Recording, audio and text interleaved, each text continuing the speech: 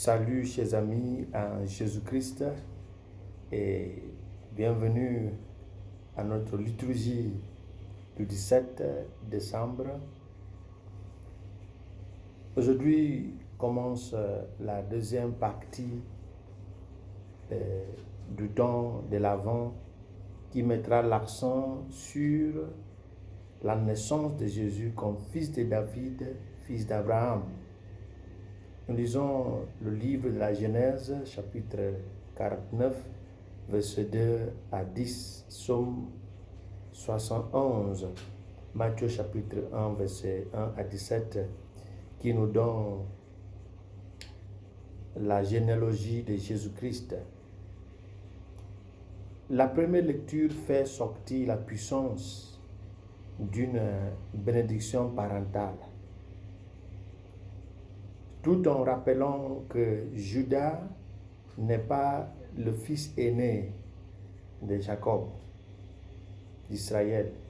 Il est pertinent de souligner l'impact de la bénédiction ou du choix,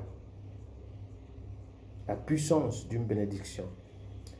En faveur de Judas, Jacob a prononcé une bénédiction spéciale. Il disait ceci: Judas, tes frères te rendront hommage. La royauté n'échappera point à Judas, ni le commandement à sa descendance, jusqu'à ce que vienne celui à qui le pouvoir appartient, à qui le peuple obéiront. Dans son accomplissement à court terme, le roi David et cette descendance de Judas à qui le pouvoir appartient, à qui le peuple obéiront. Mais dans son accomplissement absolu et à long terme, Jésus-Christ, fils de David, fils de Marie, fils de Joseph, et celui à qui le pouvoir appartient, à qui le peuple obéira. Dans l'évangile qui nous présente la table des origines de Jésus, nous constatons que Jésus est issu d'une famille qui a des taches et des personnages étrangers. Versets 2, 3, 4, 5, 6.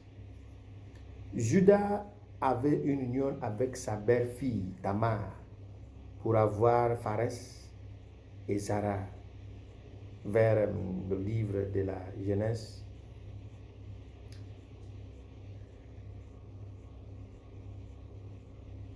Rahab est la prostituée sauvée par Israël lors de leur prise de Jéricho, parce qu'elle avait sauvé les deux espions que Josué avait dépêchés, envoyés pour aller faire la reconnaissance ou l'espionnage de Jéricho avant sa prise, sa conquête.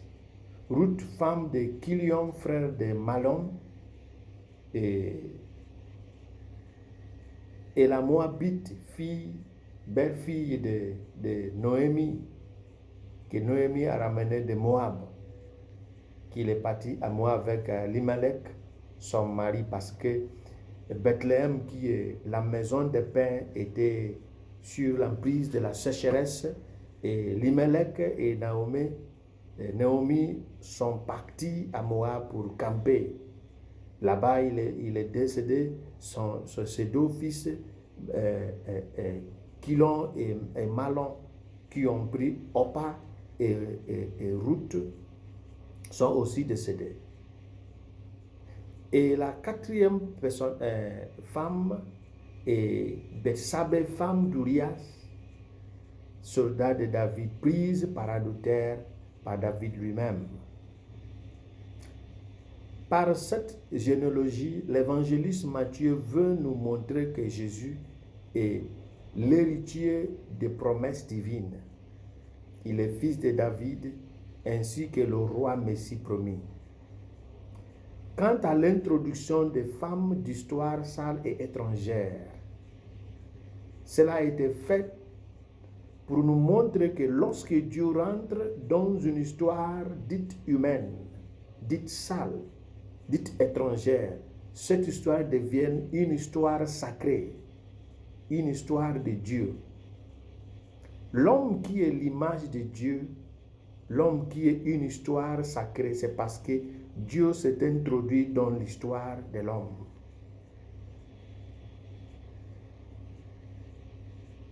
Ce que Jésus est venu faire, la rédemption et le salut du monde entier, devrait commencer dans sa propre lignée, marquée par ce que vous venez de voir. Et d'autres choses qui s'est passé entre et parmi les rois qui se sont succédés, y compris David. Alors, quelle leçon?